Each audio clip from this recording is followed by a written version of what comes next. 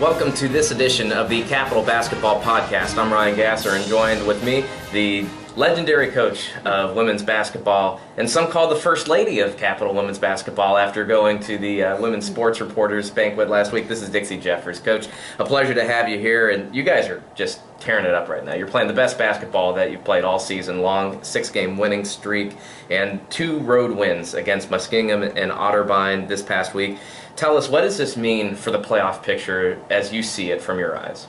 Well, we're fighting for a 4-hole right now. Now we got a 2-game lead, which makes me feel pretty good. I wish we weren't in this position, but we are in this position, and we kind of were in the basement, and we've crawled out, and we are a very hot team right now. And we are playing well, and we're almost healthy. And so, we got 2 big games again to solidify it and see what happens. And anything can happen this week. It's a crazy week and what people are playing for. I'll certainly be sure to follow the Crusaders as they go into their final 2 regular season home games. Now, revisiting last year, we've asked this question before, if there are some similarities between last year's team and this year's team. But does last year's success down the stretch really kind of prove to your team that it can be done even with a rough start? I think this has been such an unusual year, and I can't even put it into words to describe everything that I personally have been through, what these kids have been through, and this team as a whole has been through, the adversity. We could have quit 3 or 4 weeks ago, and I give these kids a lot of credit. They didn't quit, and they stayed together, and we're playing well. And yes, it does feel like it. And yes, to answer your question, does last year prove anything? Yeah. It's the team that's playing the best basketball at the end of the year, and the OAC is very physical. Anybody can take anybody any night out, and it's taking a toll on everybody, and it's who's the healthiest and who's playing the best basketball at the end of the year that's going to keep moving on. Now, you have upperclassmen that last year were part of that run, and so they may think this is just, norm, run-of-the-mill. You also have freshmen who have not experienced something like this before. So what's the challenge for you as a coach to take those 2 mindsets and prepare them adequately for the upcoming week or 2? Well, if your upperclassmen are doing their job and leading and playing and performing and being those leaders that you need them to be, the freshmen just fall in line, because that's who they emulate. They emulate the coaching staff, they emulate their upperclassmen. And our upperclassmen did experience it. And when you can't win, and we know we can't win the championship regular season, and we've already done it before, you better believe they know how to put it together and go. But we're going to have to get through Heidelberg, and we're going to have to get through VW to make that happen. That's interesting, because usually you would think that the freshmen are harder to form than the upperclassmen. It seems like that's the opposite case here. I think it's just the opposite. I think it's our upperclassmen. I think you win with seniors. I think you win with upperclassmen, and it's their leadership ability. And the rest of the kids will follow. And these kids are great kids in our program from top to bottom, and our freshmen are wanting to learn, they're hungry to learn, and they'll follow. Well, you've got one leader on your team, Simone Gage, who made a statement and certainly displayed her leadership this past weekend on Valentine's Day, knocking off rival Otterbein with a last-second shot as the clock was ticking down. As you're sitting there on the sideline watching the play develop, what are you thinking as that is going up and through the bucket? Well, we got the ball back in pretty quick because Otterbein wanted to call timeout, and we got the ball back in quicker than what the referees could react to. And Simone looked over at me, and I gave her the sign, and she knew exactly what we were going to do, and which we weren't going to set anything up. We were going to go to the hole all the way. So I was either going to go overtime with her, or we were going to win it right there. And she hit the basket, and our kids did a nice job of defending the last 3.8 seconds, and we came out victorious. But it could have went either way that day, but it went our way, and it was a great Valentine's gift. All right, this is head coach Dixie Jeffers of your women's basketball team, and big plays are a lot of times made by big key players, and every team needs them. So when you're recruiting at the high school level, how do you identify a player that has that it quality? It's pretty simple, because when we're going into a gym, we're going after the best player that's on the team. So every time they were out, the offense is usually centered around that particular kid that we're after. So that kid's used to having to handle the basketball. They're used to having to take those big shots. So those are the kids that we're going after, and then we change their role from year to year. So the freshman year, their role may be come in and do some spot duty. Sophomore year, they may have to be a little bit more of a scorer. And junior year, they may have to be that it player. So they've had 2 years to develop into what we want to do offensively and defensively. And by their senior year, it's, you know, you don't have to motivate a senior. They know this is it. So every senior is looking to go out there, and you look at the kind of year that Shelby Sheets has had. She's had a big year, and it's tough to be the only senior on a team. Well, that kind of goes into the next question as to whether that it factor can be bred. I mean, you talk about developing a player, but can you breed that kind of an instinct out of nothing as a coach? I think, no, to answer that. I think you have to recruit kids that have that self-confidence and want to be good. I think you go after kids that have and aspire to be All-Americans, and then teach them the work habits. So in that factor, you teach the work habits. But it's really up to that young woman who's going to put the time and the effort in. I mean, our All-Americans in the program in the past have been very, very good and had incredible work habits and incredible self-motivation. And I would say, you need to do this, this, and this to get better. And they would go and they would work on that. But, you know, I can't take honey and not have the bees to produce it. So I would like to say I'm not good, but I'm not. It's the kids. It's the work habits. It's what they want to be. And as good as a kid wants to be, I'll put that kind of effort into them. Now you talk about some of those players that do develop, and this year in particular, you've had to have some players grow up quite quickly. So in your mind, looking back, who's grown up the most in this 2014-15 year? That's a great question. Let me think. I think KT has finally gotten things together. Kristen Thompson has finally gotten some things together and has understood what she can do for this team. I think we as a whole, as a team, has grown up together. I can't think of one individual that just stands out, because I look at the kids that are playing well. I think if Chelsea Plow would have stayed healthy, that would have been a fun thing to watch, because she was starting to really come on. I think Colleen Faunessy probably is the one I would pick the most, and Shelby Sigmund.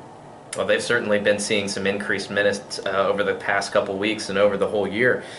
You talked earlier about having to grow with your team and adjust as a coach. So how have you adjusted this year?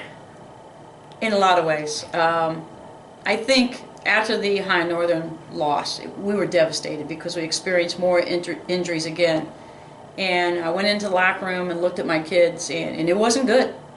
And I think I vowed right then, I know that I vowed right then, that I wasn't going to quit on them, and they couldn't quit on me, and that we all needed to start putting in extra work. And I reconnected with the kids, one-on-one with them, and just changed maybe the intensity of what I was doing as a person, and laid off a little bit, and started to praise a little bit more, and just made the kids believe that they could do this. And we just stayed together, and then we started putting some wins together, and now we're sharing the basketball, and we're a pretty good basketball team right now, and we're a very dangerous basketball team right now. As long as we play the defense, and that's what I pride myself on, the offensive things are going to come. And I just think we're a little off defensively on Saturday, and we've got to get back to that defensive intensity again. Well, I don't know who said it, but quitters never win, and you've certainly proved that to everybody in the OAC this year. Now, obviously, at the end of the interview, we always like to come at you with the random question of the week. My favorite thing to do. It usually always is. And we don't stray away too far from the hardwood here. So our random question of the day for you, Coach Jeffers, is, if you could choose only one of the following things to do, would you rather be a courtside fan to the NBA All-Star Game? Would you rather play in that NBA or WNBA All-Star Game? Or would you rather participate in the slam dunk contest? Wow, this is so fun, because only being 5'4", you always want to dunk, and I've actually gotten those little hopper things out to go up and try to do it, then hang on the rim, thinking that was cool, but I'd rather play in it. Definitely want to play. I mean, a player always wants to play, and to get out there and be able to play with that kind of talent, and then maybe go get the MVP would be really awesome. Here's a little off the wall, a little extended version, bonus material, if you will. How long is it going to be before we see a woman in the NBA dunk contest? Because Candace Parker, she's putting it down pretty good. So I want to see what your thoughts are. How long is it going to be? It's going to be a while longer, because we don't quite have the ups that the guys have. And you know, Candace, I've always been a fan of Candace Parker, and a lot of other, Lisa Leslie and so forth. As a matter of fact, I saw Lisa Leslie dunk in our court years ago in the first All-Star game ever, and we held it here in Columbus, and I watched her dunk right in front of me. So it's pretty cool to watch a woman dunk. But you know, just keep it separate. I like our own identity. We're still trying to find our identity as a women's game. So I'm okay with not emulating the men and just kind of doing our thing and staying in our own world because I think it's pretty cool. See, you never know unless you ask the questions, and now you know it that Lisa Leslie right here in the Cap Center has put it down. So yes, she did. We have some heralded boards here in the Capitol Center. Thanks, Coach, for joining us here. Appreciate it as always. All right, this has been part 1 of the Capitol Basketball Podcast. Coming up, we will be talking with junior forward Kristen Thompson on her origins as well as the upcoming year for the Capitol Crusaders. I'm Ryan Gasser for Dixie Jeffers. Thanks for joining us.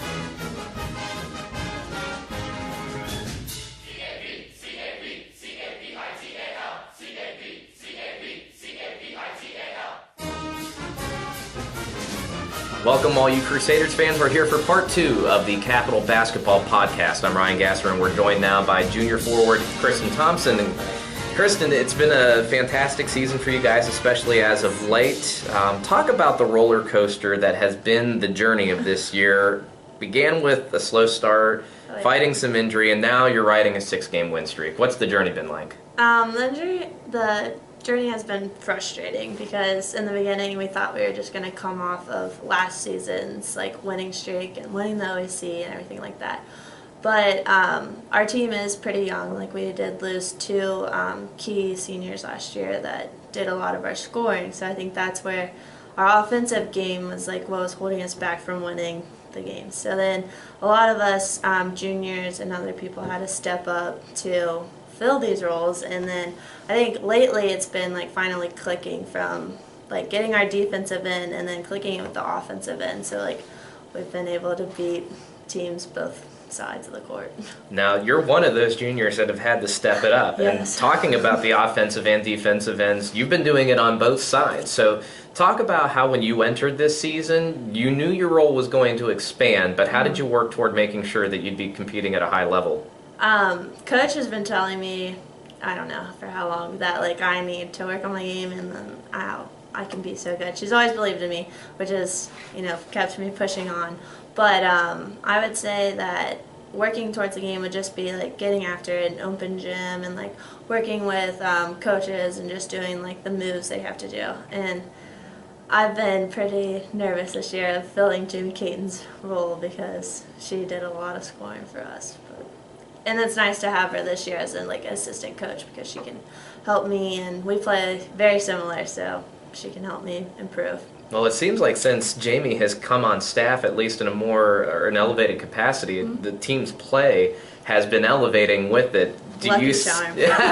Well, I was going to say lucky charm, or is it something that she's really been banging home on you since you are kind of her replacement? She's helped a lot, especially in the post is where I've noticed it, because she does push me, and then after a play or something, she'll come up to me and be like, Kristen, do this. And you always have different perspectives, a coach perspective and a player perspective are not the same. So Jamie can see it from both sides, and then she can translate it for me, and then I'll be like, okay, I'll just do this, and then it ends up working out. So she's been a help. All right, well, this year has been one that Coach has said injuries have played a big factor in it, and you've been one of those players that's kind of been bitten by that bug. But as I mentioned with Coach, it seems like when you get that day off to kind of recover and just kind of get back to normal, you come out with a big game. Yeah. Talk about what that's been like for you and adjusting with while fighting injury. I would say the injuries have frustrated me to the max because I just hate being taken out and I just want to play and everything.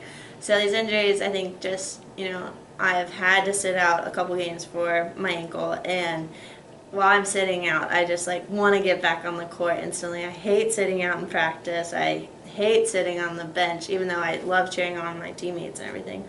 But it's just seeing what I can do out on the court makes me want to get out there, and then I just kind of explode, I guess. Well, for anybody that's been to a women's basketball game here at Capitol and we see you, have that little wince, she is the definition of warrior. And if you haven't seen it yet, shame on you and get out to the Cap Center this Wednesday.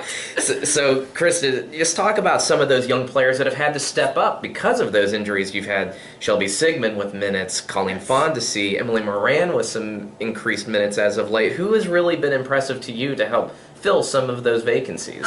Shelby Sigmund has improved so much this year, I think, because I know last year and like years prior she hasn't gotten like the playing time that she would want, but this year she's just got in the gym. She's like worked on her shot a lot, and that's really helpful for us because she can just pass her the ball and she's ready to shoot, and that just made huge differences, and like especially in the past couple of games. And then Colleen Fondesi, she is such a great player, but we just have to toughen her up and then like get her in there throwing bows or something.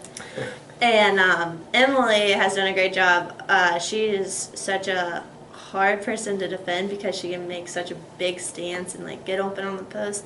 And then her height just is awesome for rebounding, so she's been very helpful. And we'd also be remiss if we didn't include Jaron Francis in that group of players that have played big, and Chelsea Pla as well, who's been bitten by that same bug. But you know, those players as well have been key contributors and helping probably relieve some of the stress off of you. Oh yes, I'm cheering them on and talking to them before games and stuff. They're a big help, and they all push us in practice, so we all get better. So it's very nice. This is junior forward Kristen Thompson. Kristen, you come off of a huge win over rival Otterbein. I can see that you're still kind of basking in it. So talk about that rivalry. It's a huge win. It's on the road against a rival. The smile says most of it, but put it into words.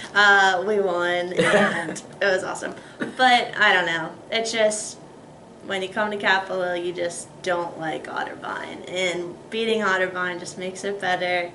I mean, it's good competition, and it's just fun because they're just, 20 minutes away from us. So it makes it even better. All of our students can be there, and it's just a great atmosphere. Now, you kind of had to foster that rivalry because you come from Cincinnati. Oh, yeah. So, the rivalry kind of had to build on you. But let's talk about your hometown of Cincinnati in that area. First, just tell us where exactly in Cincinnati you're from and a little bit about the hometown that helped build you. I am strangely a Cardinal. I'm not an Otterbein Cardinal. I'm a Corin Cardinal. Thank you for clarifying. Yes. So it's weird transitioning away from the red into the purple, but it's been a good transition. So I've gone to Corin my whole life, and it's like 20 minutes away from downtown, and it's just, I love Cincinnati. Well, if you love Cincinnati, you no doubt have to have an opinion on Skyline chili. So, Skyline chili is the place to go. If you go to Cincinnati, go to Skyline. I love it so much. I could eat it every day. We would eat it after every football game in high school. And for my graduation, I even had it for my food. For like the party and everything. Like, we love Skyline. I just can't fathom when I watch videos of people eating Skyline for the first time and being disgusted by it. It's fantastic. I don't get it. We don't understand that either. Well, for those that are not from Cincinnati, the city actually has quite a few nicknames. It's been called the Queen City, the City of Seven Hills, the Queen of the West.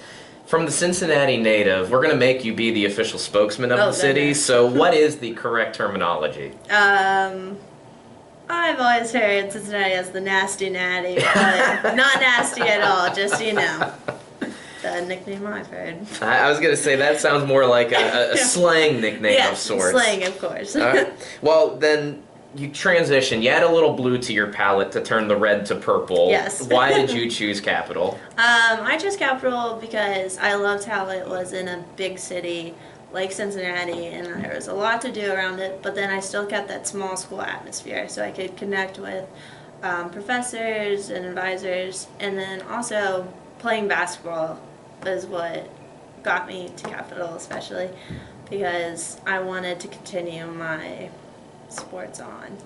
And then a fun fact, my parents met here and they went to Capital and graduated, and then also my brother did too. So the nice little lineage that you got going on, and then head coach Dixie Jeffers just kind of reels you on. I know, I made it kind of easy for her.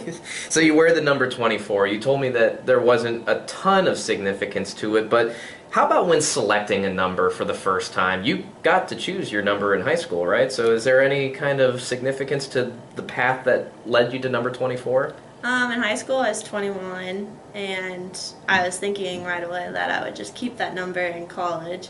But Jamie Caton had 21, which I just think is funny because we're just twins. And the next number that I liked was 24, and I was like, I can try this out. So it's just become my college number, I guess. All right. Well, as far as college does go, you are a business major here, and so we talked a little bit about, what you want to do with that, and one of the things that was at least intriguing to you was working as a marketing, someone on the marketing team of a major sports team. So just talk about, what you're training for and what your thoughts are on your future ahead. Just in business classes, we've talked about what consumers want and what draws people to your product or service. So I would say learning those things in business could help, if I did pursue a job in a sports field, of just what I could attract fans to come to the games and stuff like that. Well, hopefully we can attract more people to come to our Cap games too, yes. so we might bring you back there. Okay. So we like to end with the random question of the week. We propose the same question to Dixie Jeffers, and so we'll ask you the same. If you could choose one of the following, what would you do? Would you rather be a courtside or have a courtside seat to the NBA All-Star Game, participate in the NBA or WNBA All-Star Game, or participate in the dunk contest? Oh, the dunk contest, that'd be awesome because I've always wanted to dunk in a game or dunk a basketball. Every day in practice I'm always jumping at the net, seeing if I can get rim or anywhere close to it. So I just love to dunk a ball. Well, maybe one day we'll set that up and have our own little capital dunk contest. Yeah. You'll be our first Set it invitee. a little lower.